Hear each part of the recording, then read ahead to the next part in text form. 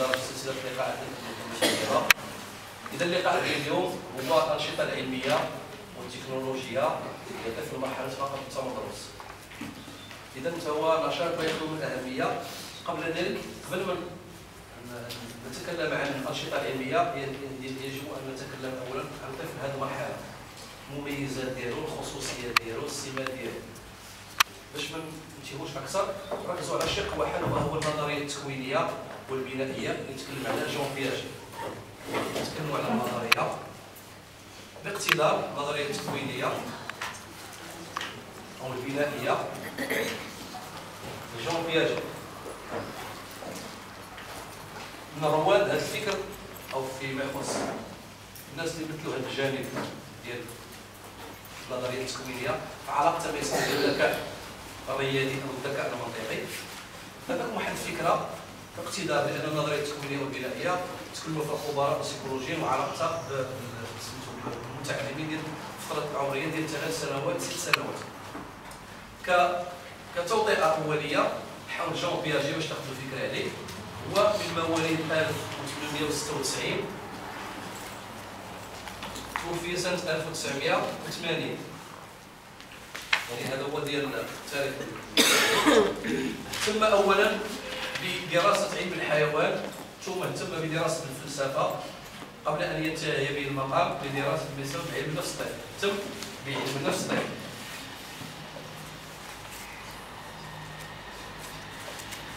لسنوات طوال اكثر من 20 سنه تشتغل على يعني على التجربه ديال الاطفال 3 سنوات 6 سنوات. كاين نظريات كثيره عنده في النظريه التكوينيه او البنائيه غنشوف التفصيل ديالها. نركزوا على شق واحد هو شق التفكير او الذكاء عند المتعلم باش نربطوا الانشطه التي يهمنا ماشي وان نربط هذه النظريه بالانشطه العلميه والتكنولوجيه اللي في هذه المرحله. اذا هو يرى ان الذكاء او التفكير يمر من 3 مراحل اساسيه. هو ستاد برانسيبال عنده ما يسمى بالمرحله الاولى 3 مراحل يمر منها. حاولوا تسجلوا المعلومات.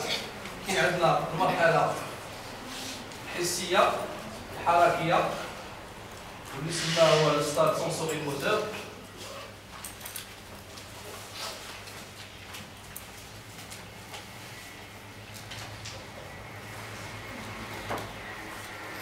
سونسوري موتور.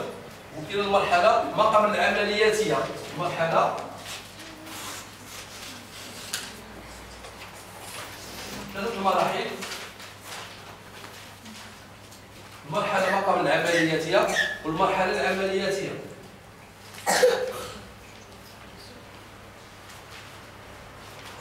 المرحله العملياتيه الناس سماها الستاد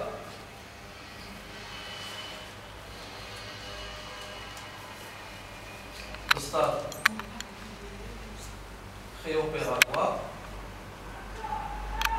Le stade préopératoire.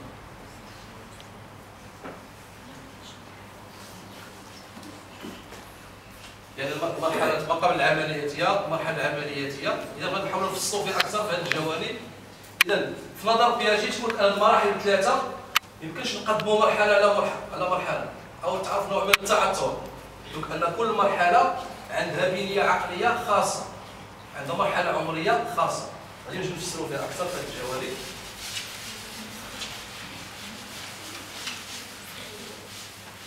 نبداو بالمرحلة الأولى، المرحلة الحسية الحركية.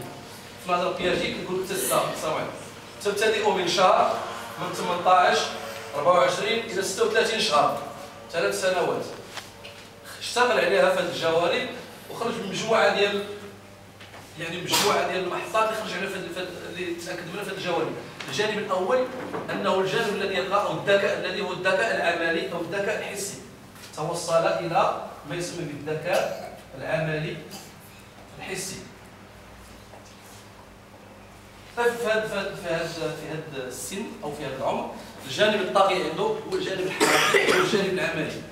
الكلام مازال ما عندوش الآلية ديال الكلام او آلية التواصل. يمكن نتكلموها من 3 جوانب: الجانب الفكري،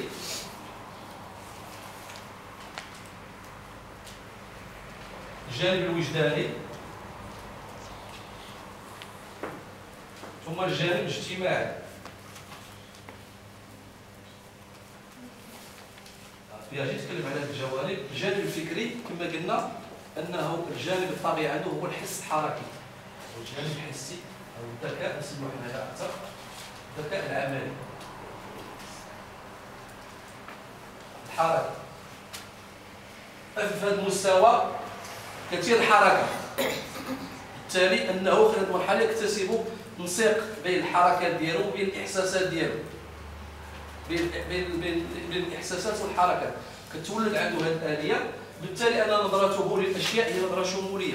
كاينه النظره الشموليه ما كيجسدش لينا للاشياء. هذا المحطه كذلك الجانب الوجداني. الجانب الوجداني انه لا زال متعلقا بالابوين، لا زال متعلقا بالاسره، لا زال متعلقا بالاخوه والاخوات. في هذه المرحله الجانب الطاغي عنده تولد عنده ما يسمى بعقده أوديب لا جاكتو. ثم تبداو ما يسمى بازمه المعارضه. الامهات راه تعيشوا هذه الجوانب كلها في الشخصيه المتعلمه، تظهر ما يسمى بازمه المعارضه. الجانب الاجتماعي انه يجهل كل شيء عن العالم الخارجي، انه يجهل العالم الخارجي.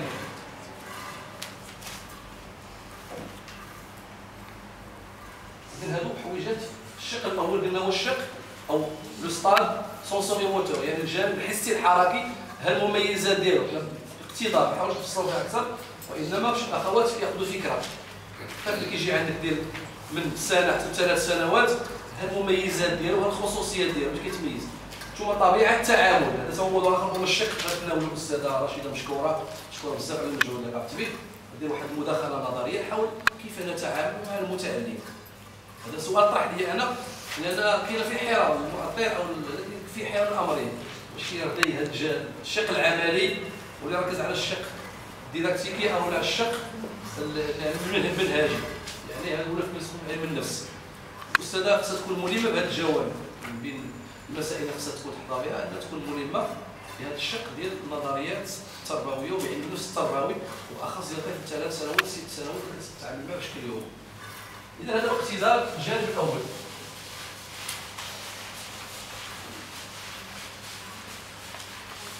في نهاية هذه المرحلة تيقول الطفل أنه تيستطيع يوصل إلى ما يسمى بالثابت البسيط، ان فاريون إليمونتير، يعني توصل للثابت الشيء الثابت البسيط. كنحطوا لي مثلا الرضاعة، نحطوا لي تحت المخدة، تلقائيا تيمشي يتبحث عليها إذا تربط بين الشيء والمكان الذي أخفي فيه. Il est capable d'établir يعني l'endroit où on a caché l'objet. يعني كتكون عنده هذه الآلية اللي 3 سنوات تولد عنده هذه الآلية. إذا الجانب الثاني شنو هو المرحلة؟ قلنا المرحلة ما قبل العملية، ما قبل العملية. عند جون بياجي يقول أنها تبدأ من 2 إلى 4 سنوات. من 2 يعني de 2 à 4 4 سنوات. الخصوصيه باش كتمتاز هذا تيقول لانتيليجونس سو ديفولوب سورتو سور لو بلون يعني ديال لا ريبريزونطاسيون اي دو سامبول، يعني التخيل والرمز.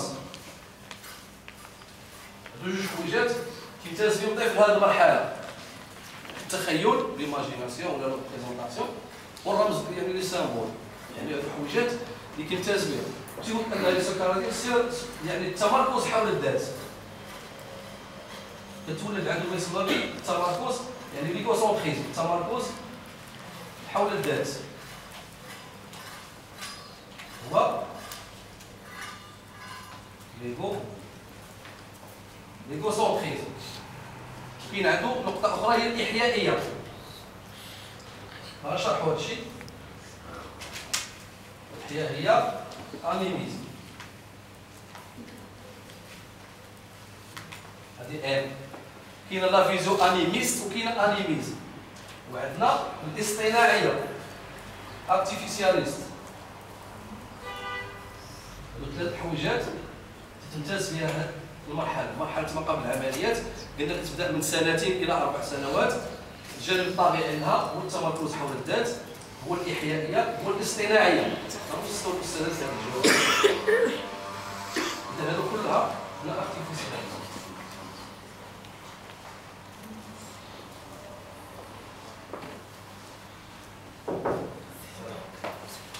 هذو حويجات أو مسائل يمكن السلام يفكر عندهم.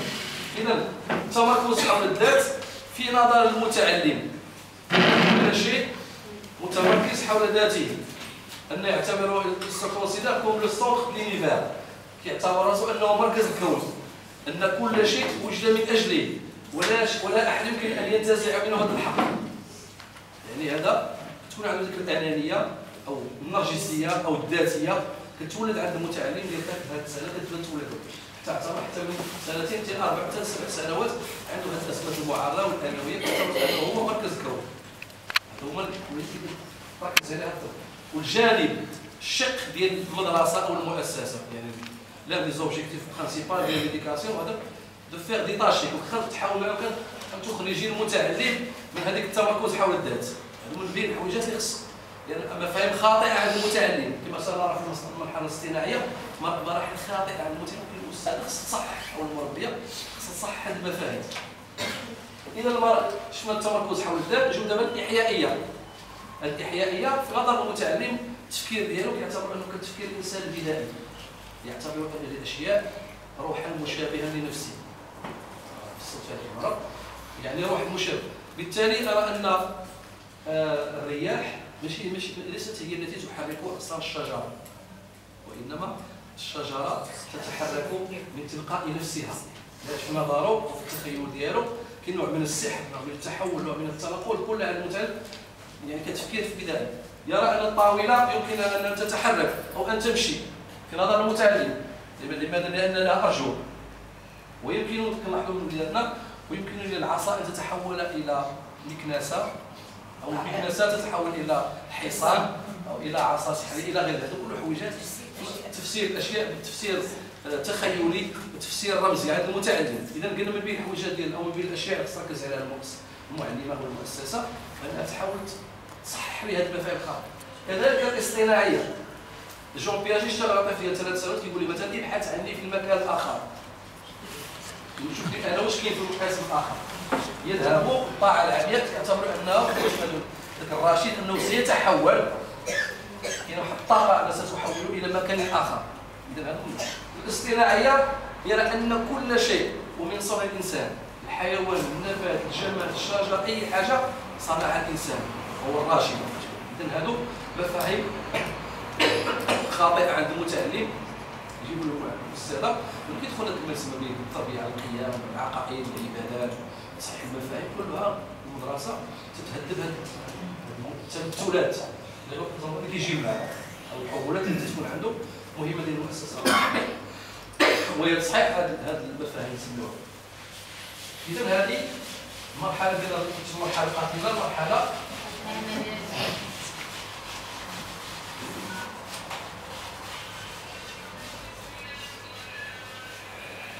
إذا قاتلة العملية، وهي مرحلة نسميوها المرحلة الحدسية.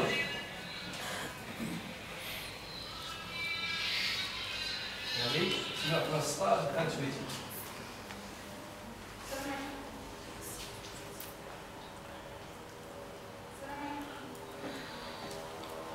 ستار انتويتيف، الانتويسيون هو الحدس، يعني انتويتيف. يعني هذه المرحلة في نظر بياجي تبدا elle débute à 4 ans et s'achève de 4 ans à 5 ans. يعني تبتدئ من 4 سنوات وتنتهي في وتمتد إلى 7 سنوات وما فوق. وتعتبرها بياجي أنها امتداد لمرحلة ما قبل العمليات. تعتبر امتداد فيها التخيل والرمز.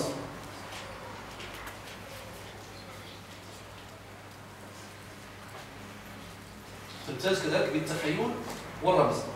إذا الذكاء في هذه المرحلة يستمر إلى حتى ظهور ما يسمى بالعملية الانعكاسية. في هذه المرحلة أو في هذا المستوى الطفل كيبدا يكون قادر على بعض الترتيب، التصنيف، بعض الأشياء. ولكن ماشي بشكل علمي او بشكل عرضي، ماشي بشكل عملي، هنا ديال فاسون نسميوها حنا بشكل عرضي، ماشي اربيترير، يعني بشكل اعتباطي، ماشي بشكل علمي مضبوط. اذا هذا بالنسبه لهذه العمليه. عطينا عمليه اخرى اللي نتكلموا عليها، وان الطفل في هذا المستوى او في هذا السن ان ثبات الكميه لا زال ناقصا عنده، لا يؤمن الا بما هو محسوس، المجرد ما عندوش، لا يكتسبه مفهوم المجرد. اذا في نظر المتعلم في هذا السن، باش نربطوها بالشق اللي عندنا هو الانشطه العلميه، ان في نظر المتعلم الشيء الذي يتغير شكله او يتغير شكله يتغير حجمه ويتغير وزنه. السداد ديال العلوم الطبيعيه والعلميه او في نظر المتعلم ديال هذا المستوى ان الشيء اذا غير الشكل ديالو في نظره كيتغير الوزن ديالو وكيتغير الحجم ديالو. وبياجي خدم على هذه الجوانب. يعني من اشهر التجارب ديال بياجي انه جاب متعلم ديال هذا المستوى 4 سنوات حتى 7 سنوات واشتغل على شيء، حط ليه اناءين متشابهين، قدم له اناءين متشابهين يحملان نفس الكميه من السائل بلونين مختلفين. تبين معايا؟ ثم مطالبه ممكن تشتغل بها توافق الاقسام ديالها. ثم مطالبه المتعلم بتحديد الاناء الذي يتوفر على اكبر كميه من السائل. بطبيعه الحال طفل في هذا المستوى ممكن نتكلموا على عنده ما يسمى بالاسفاق او المعادله، قد قام بتحويل هذاك الاناء اللي فيه نوع من السائل الى اناء اخر بشكل اخر، يعني اما مقعر او اطول او اضيق. ثم طرح نفس السؤال: ما هو الاناء الذي يحتوي على اكبر قدر من السائل؟ تقول حتى حدود 8 سنوات ان المتعلم يستدل بالسائل على الحجم كميه، رغم اننا لم نضف اليه شيئا ولم ننقص اليه شيئا، مع ذلك انه الشيء الذي يتغير شكله يتغير وزنه. هذا جو بياج. اذا هذه العمليات يعني لي زوبيراسيون فورمال، يعني العمليات التجريديه او يمكن تنطلق حتى ل 11 سنه 12 سنه، هذا المتعلم تيكون قادر على هذه العمليات ديال الاسفاق او المعادله، وبالتالي انه يجيب لما طرحوا لما يدير التجربه اوتوماتيكمون تيجاوب على هذا. كذلك انه اشتغل على الرغيف ديال العجين، خدا عجينتين متساويتين ثم حولهما بطريقه استدلاليه، وانه حول الى رغيف ثم الى انبوب. طرح السؤال: اذا في نظر المتعلم الشيء الذي يتغير الحجم يعني الشكل ديالو بطبيعه الحال تيتغير الوزن ديالو، لماذا الرغيف اصبح حسب المساحه اوسع وكذلك الانبوب اصبح اطول؟ اذا هذا هو التصور المتخيل. اذا هذه العمليه كنا كنجي حتى 11 سنه 12 سنه، هذا كسبب العمليات تسمى ليزوبيراسيون فورمال، يعني العمليات، وهي المساله اللي تكلم عليها باسم بالذكاء الرياضي المنطقي اللي تكلم عليه جون بياج. اذا هذا باقتضاء تكلمنا باش نربطوا هذه ما يسمى الانشطه العلميه والتكنولوجيه. اذا غادي نحاولوا نديروا واحد التدوين جالي، نشوفوا بعض النماذج في فيديو، نشوفوا النماذج ديال تقديم الانشطه. من بعد الاستاذه مشكوره دير واحد المداخله حول السيكولوجيا، حول كيف نتعاملوا مع المتعلم. ثم من بعد غنشوفوا الشق الثالث وهو كذلك مداخله حول الانشطه العلميه، نشوفوا الاهداف، نشوفوا الكفايات، نشوفوا كيفيه تقديم النشاط والانشطه. نشوف لنا